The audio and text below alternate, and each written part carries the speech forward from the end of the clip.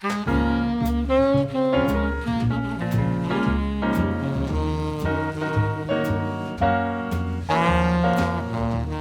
my name is Melissa Wallen, and I'm director of the De La Cruz Collection, located in Miami's Design District.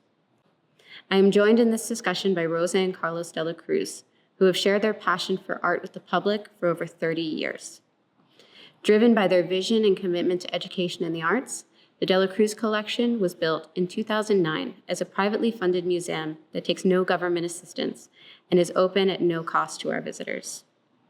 It is a testament to both their long history of supporting upcoming and innovative contemporary artists on both an international and local level, as well as their generous mission of accessibility. Initiatives associated with the collection include lectures, artist-led workshops, and docent-led tours.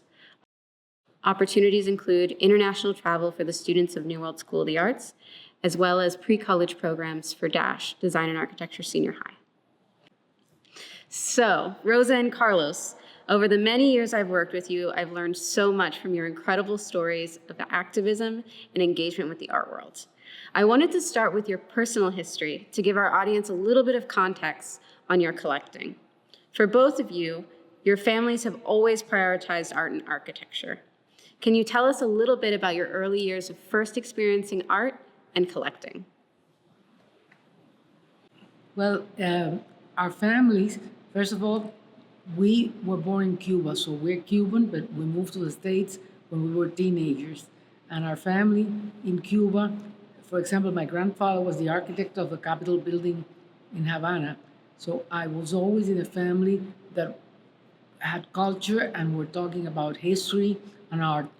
The first time I went to Europe, I was 9 years old, and it was quite a trip because we went with our grandfather, and our grandfather was an encyclopedia. We learned so much. So I do believe that my youth was very, in that sense, I learned a lot of what I know today. Yeah, what she didn't say is that her great-grandfather, the father of her grandfather, designed the entrance to the cemetery in Cuba, which is actually in a lot of books as being a really pretty structure. It's very Palladian entrance. My family was involved we weren't architects, and actually there aren't that many. I don't know of any actually artists in our family, but I was born in a house that was designed by Carrera Hastings. Carrera and Hastings designed the New York Public Library and the Frick Collection and a few other things. And he did, the only house he did in Cuba was ours. It was a Beaux-Arts house from 1916 that was very beautiful. In our space here in Miami, in our museum, on the third floor, we have a painting that was really the only painting that left Cuba of ours, and it was done by Salvador Dali of my mother. It's a portrait of my mother in 1955, and he did it in her apartment. He drew sketches in her apartment in New York and then took it down to Cuba. And when we had to leave Cuba, the painting left a few years later because it was taken out by the Dutch embassy. And it was hung in our apartment in New York at the beginning until Mother settled down and built a house for herself. And then she claimed it back. So in a way, it was sorry to see it go, but it came back again. And now we hung it here. Rosa wanted to hang it here because she wanted it to be seen by the public and not just be at home. No, there are a lot of people that come to the museum to see this Dali. I never thought that people would be so interested, but of course, you're in Miami, and people are hungry to see artworks. So many of them come here and say, "Where's the Dali?" And the Dali's on the third floor. Interestingly, the first work of art, serious work of art that we bought was a Tamayo, which was painted 2 years after the Dali. And so it's really of the same period. Can you tell us about how you first got into collecting art and when sharing your collection became your mission? Well, collecting art we started collecting art. We lived in Spain 10 years. When we moved back to the States, um, we started looking at art, and by looking at art meant we would go to auctions. And of course, we have 5 children. So at the time, we had to think also of the money we had. A lot of it went to the children because they were in college, they were in high school. But in one of the auctions, Carlo loved the Rufino Tamayo that they had. And he said, let's get it. And at first I said, Carlo, it's too expensive. And he said, no, we can afford it. And we still have this Tamayo hanging in the museum. So if any of you come to the museum, you would love to see it. Yeah, when we built our house here, it's the first house that Rosa and I ever built. I mean, we've been married, 58 years? 58 years. 58 years, and we started going steady when we were much younger. But this is the first house we ever built, and we used Andres Duani and Elizabeth Platter-Zyberg to do the house. They were the architects, and their firm is called DPZ, one of these new urbanist schools, and they're very well known. And she was dean of the School of Architecture of the University of Miami. And it was a classical villa. It was the color of sienna pink, and inside it was celadon green. And it was very classic.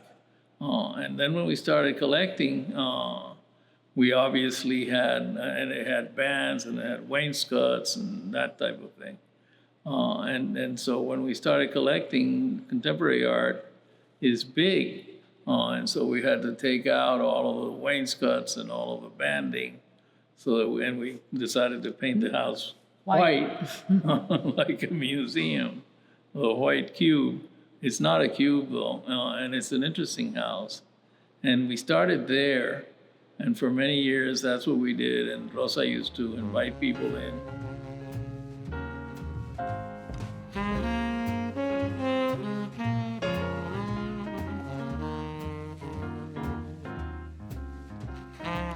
In December of 2001, Art Basel was first coming to Miami. That year, September 11th took place and the fair was canceled. That didn't stop you from bringing together the local arts community and welcoming the international art world. It was a few years before I had moved to Miami, so I can only imagine the excitement at the time. Can you talk a little bit about those early years of Art Basel and what it meant to Miami?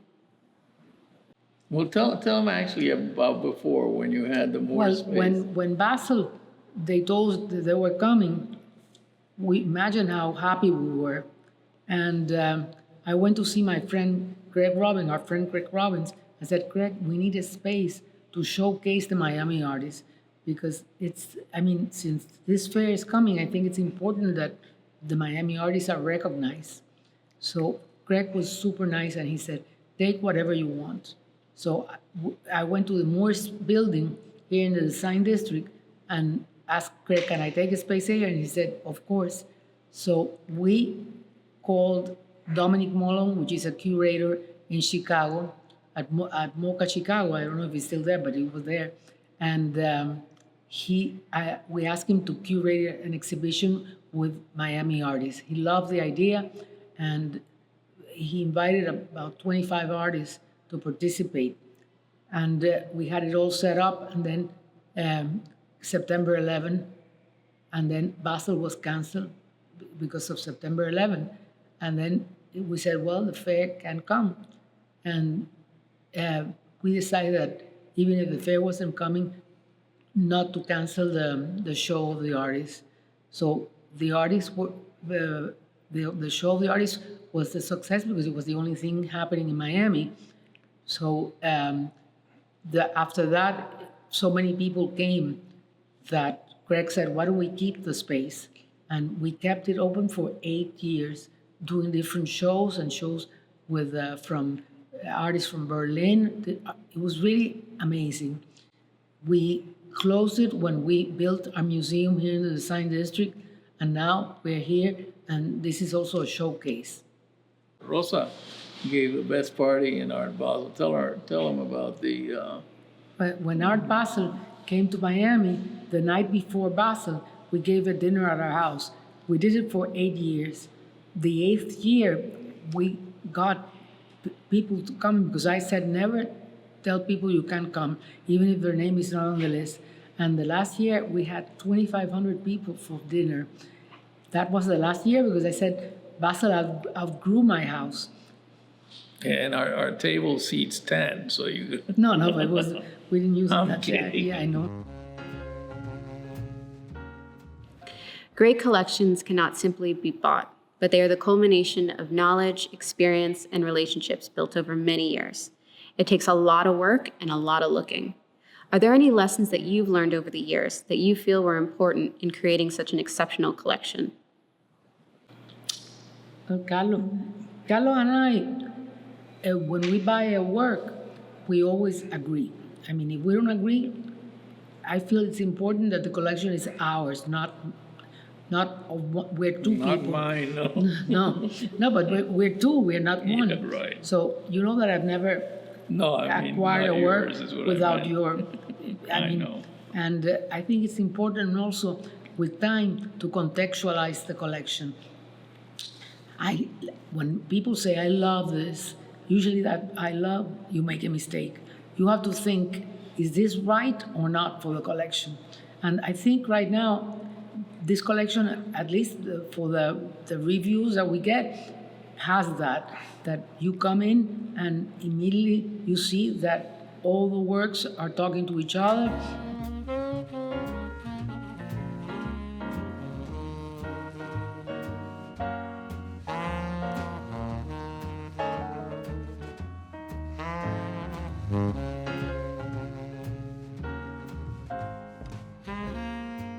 Felix Gonzalez Torre is an anchor in the collection.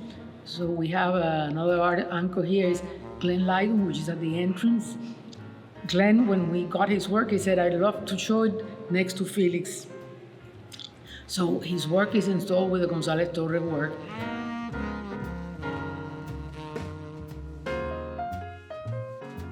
Then we have a large collection down here of Christopher Wool, of Sterling Ruby. I mean, Thomas Hausegel. I mean, there's so many artists, Joe Bradley, Kelly Walker, and so many others. Ana Mendieta. Ana Mendieta, we have a room for her. Right.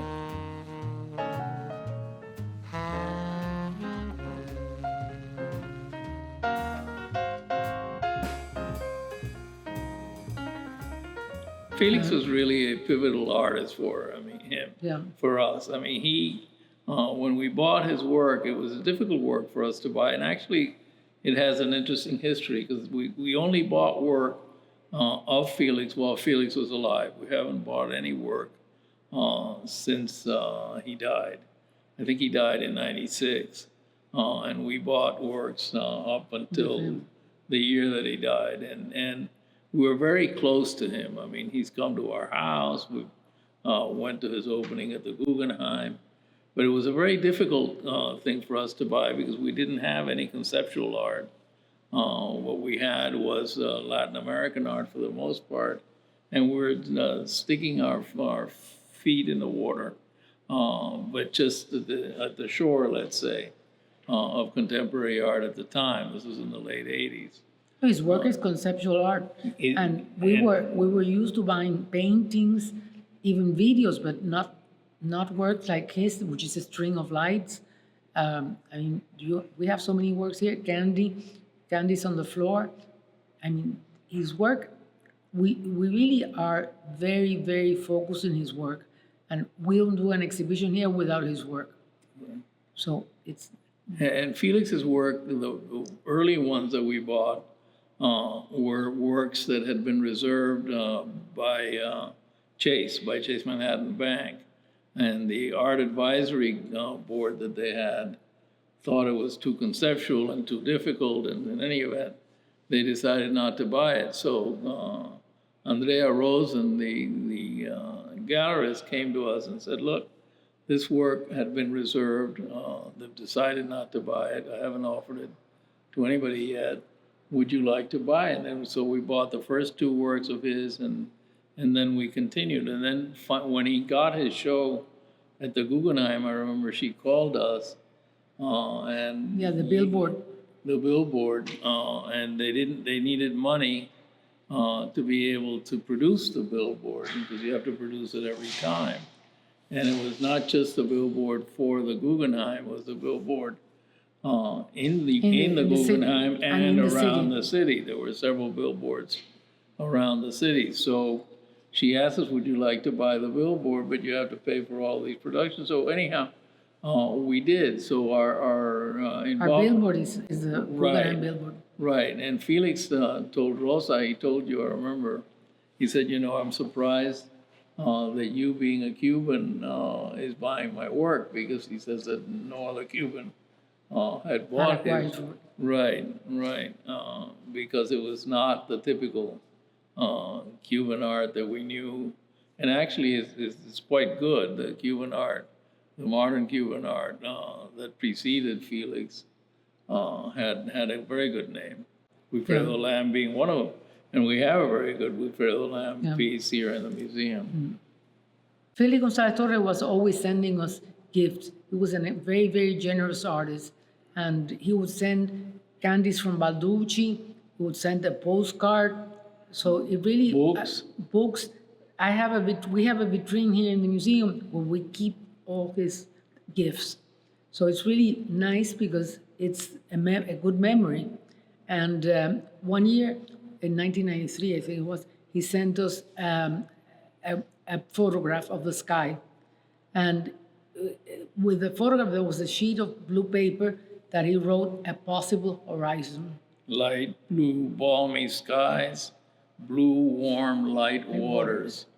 So this year, the name of our exhibition for this year is called A Possible Horizon. And I think it's with all the things that we've had this year with COVID, we need to see a possible horizon. So this was perfect for this year, the title. Rosa, I'm so glad that you've touched on this year's exhibition. We're currently open to the public. However, in March, as we were faced with the challenges of quarantine and the uncertainty surrounding COVID, this letter from the past resonated with a message of hope for the future. It's no wonder that you shared such a wonderful friendship with Felix. In closing, I think that it's important to highlight that we're really a special, and that's why I call it space and not museum, because we don't really pattern ourselves on the other standard museums. We have we're free to the public. We do educational programs which are fully paid for by us and in partnership with the Knight Foundation. And we have a library for students. But the most important thing that we have is that we have a dedicated staff who's been with us for several years now, some from the very beginning, from 10 years ago. And basically, it's small. It's people that have studied art. All of them are college graduates. All of them are very dedicated to our space. And we give tours of the place. But basically, it's that camaraderie and deep involvement. There are no guards standing around that don't know what art is up on the wall or what the history of the place is or what the person standing next to him does or doesn't do. Yeah. No, and if you come to see the collection, you always have someone with you that can talk about the works that we have. Right. And like Carlos said, it's not a guard. It's a person that knows the history of the collection. In partnership with the Knight Foundation, you've supported annual scholarship programs, which have changed the lives of over 1,000 students, making a brighter horizon for Miami. Every summer, students of New World School of the Arts who graduate with their BFA travel abroad to visit sites significant to art and history. In the summer of 2019, students visited Venice, Florence, and Rome. In addition to travel accommodations, students received a per diem as well as brand new luggage. High school students selected by their teachers at DASH traveled to New York for summer curriculums at Parsons and SVA. They received college credit and experienced the Big Apple. Additionally, DASH students studying architecture and industrial design participate in an annual design competition for monetary awards, ranging from $500 to $1,500. Presentations are judged by design professionals, and all participants earn an award. We also hold free summer workshops at the collection for students between the ages of 7 and 18 years. Classes are taught by local artists with a focus on contemporary art practices. Rosa and Carlos, thank you so much for speaking with me today, and thank you for all your hard work and dedication in sharing your collection, which has undoubtedly changed the lives of so many. And to everyone who's tuned in, I hope you'll visit us soon. The De La Cruz collection is located at 23 Northeast 41st Street in Miami's Design District. We're open Tuesday through Saturday, 10 a.m. to 4 p.m., completely free of charge. We look forward to seeing you at the museum.